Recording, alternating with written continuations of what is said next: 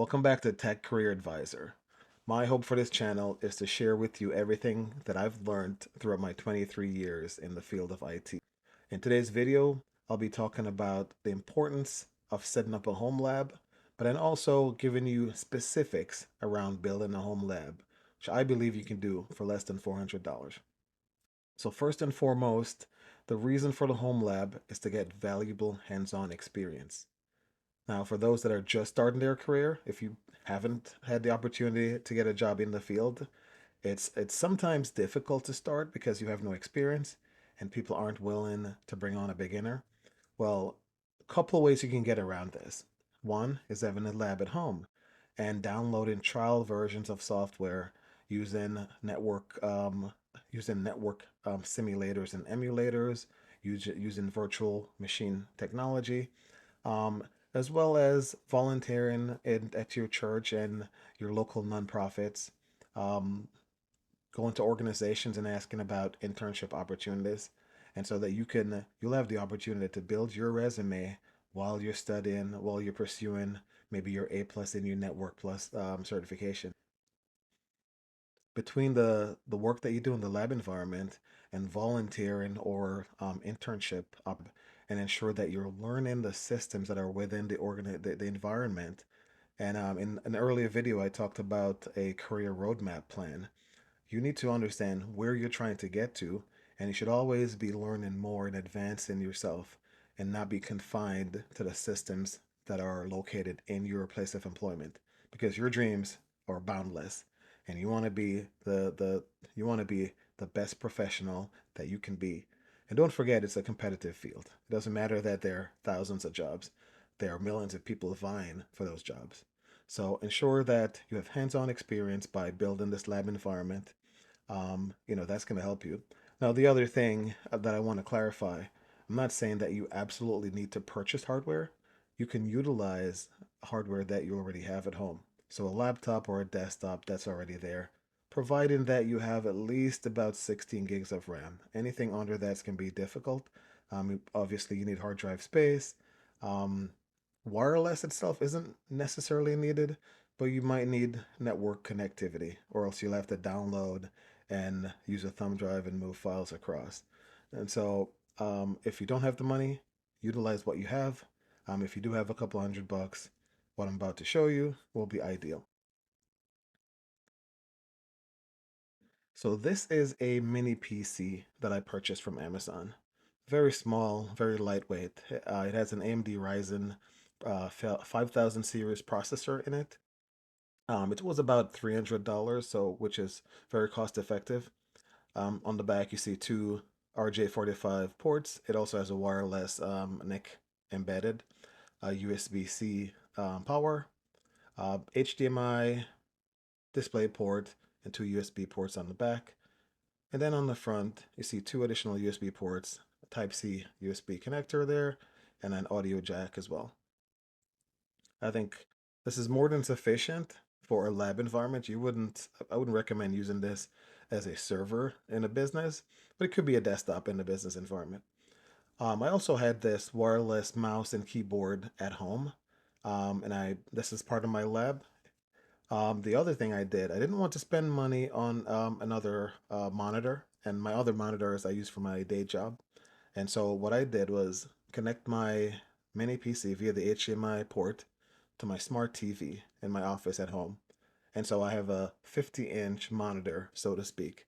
And you can do that too. Any of these televisions have HDMI ports. And it's just a matter of using the input or the source button and then selecting your mini PC as the source. And here's the Amazon page just to show you this is the actual unit that I purchased, $299.95, and I actually think it was on sale when I got it. Again, as you can see, 16 gigs of RAM. It has the 512 SSD, Wi-Fi 5. It also has, let's see, 512 SSD, dual Ethernet ports, and also a um, wireless NIC embedded. Now, I'm going to be virtualizing. I'm going to use virtual technology in my lab environment. The mini PC does have Windows 11 on it, but I need multiple machines for the things that I'm going to do. And you are going to need a couple of machines as well. So for my lab, I'm using VirtualBox. It's a free Type 2 hypervisor. And by Type 2 hypervisor, what I mean is that it's installed on top of the operating system. A Type 1 hypervisor is installed on top of the hardware, just like you would install Windows. The other piece of software that I'll be utilizing is an evaluation copy of Windows Server. So Microsoft has a evaluation center where you can download eval copies of their various operating systems and applications. And typically you'll get 180 days as the trial period, which I think is more than sufficient for a lab situation. The other thing I'll be doing, if you're an aspiring cybersecurity professional, you absolutely need Kali Linux. And you can see the site here on the screen, kali.org. Uh, Later on in the video, I will install Windows and install Kali and to show you around a little bit. But this is not we're not going into a full-fledged lab. This is just showing you how to set up a lab and giving you an idea of the potential cost and how cost effective it is to have a lab environment at home. And Kali comes in many different flavors. You can download the installer if you'd like. I wouldn't recommend doing that. But you can there's a mobile version, there's a cloud version. You can even live boot it from a thumb drive. I mean, that's definitely an option if you don't want to set up a virtual environment. But for my purposes, and my recommendation would be to download the VirtualBox image. The Kali supports multiple hypervisors. This is just a list of some of the top hypervisors that are available: VMware, VirtualBox, Hyper-V, QEMU. There are tons of others available in the enterprise space, but for our purposes, VirtualBox is ideal. Before you install VirtualBox, this is absolutely important. It's gonna fail if you don't have Microsoft Visual C++ redistributable package installed. I just type it in Google. I never know what the latest version is, so I just type it in Google, and it takes me to the site, and I run the 64-bit version as I'm running the 64-bit operating system. And once you install that, then I'd go over, download the VirtualBox software. Once that's downloaded, the installation is relatively quick, and I'll actually walk you through the installation process.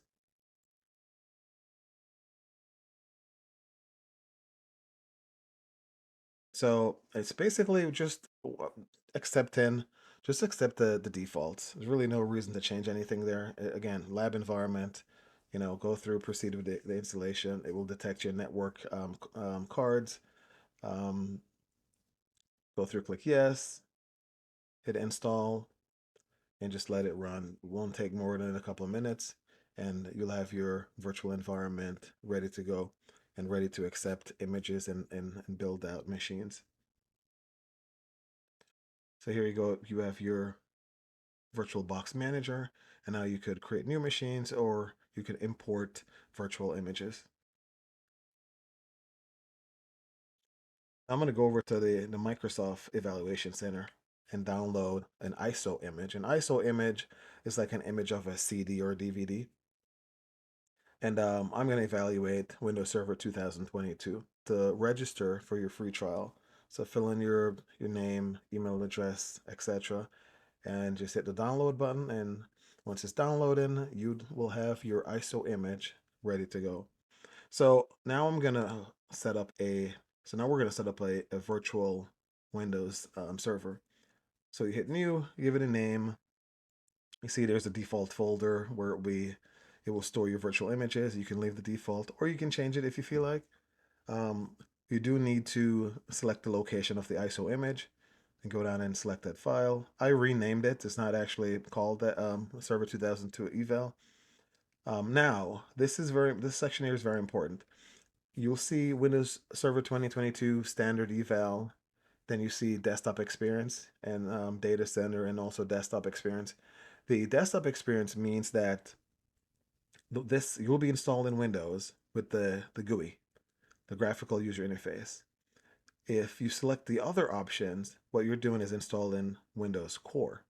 and Windows Core has no GUI. Now, if you like to type, you want to test out your PowerShell skills, this is great.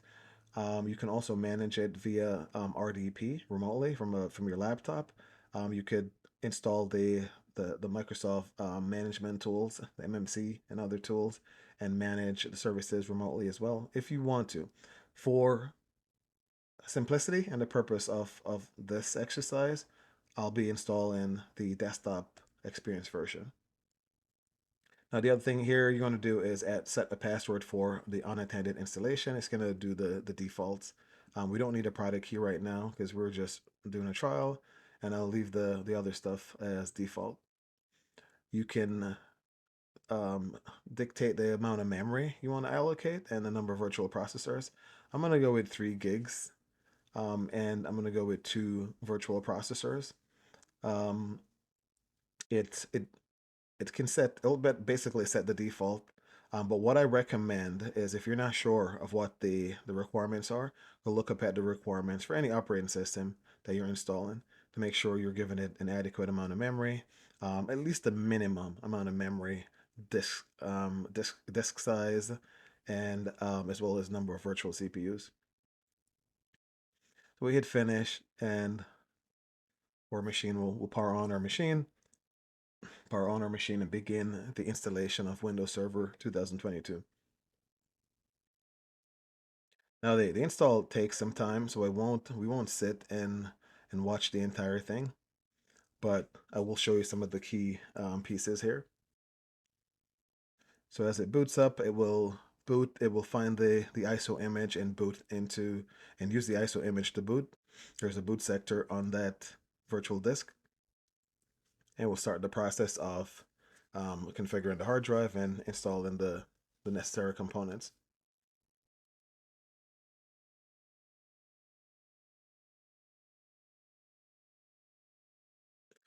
So I'll pause the video and let Windows install, and then we'll catch back up after Windows has been installed.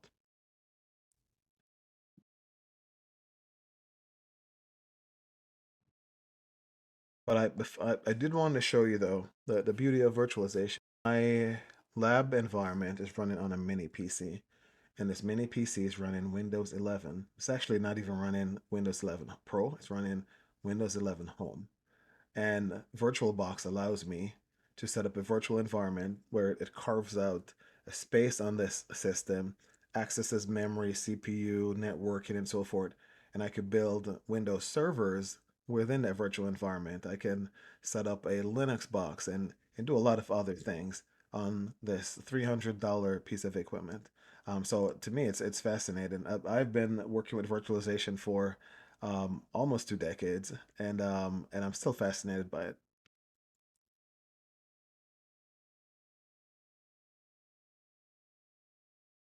So our Windows installation is complete. It'll automatically log us in.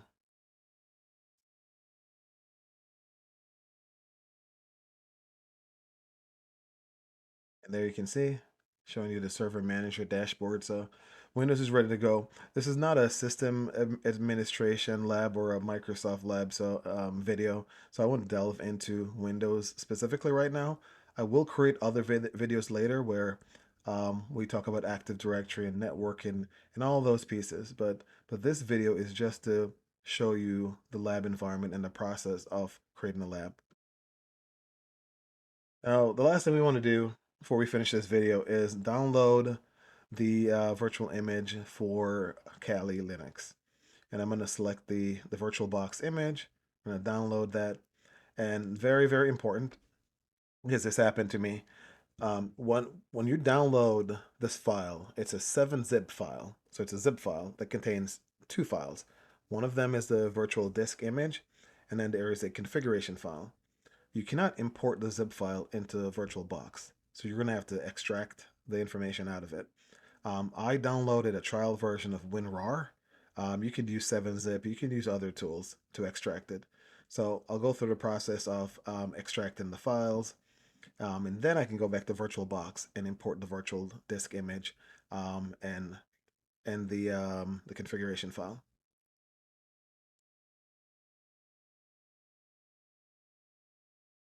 Once that's extracted, I'll go back into VirtualBox here and I'll start the process of adding that virtual disk. See, my Kali Linux virtual machine just got spun up. Now the default username and password is Kali, Kali. Now, although this is a lab environment, I do recommend changing the password.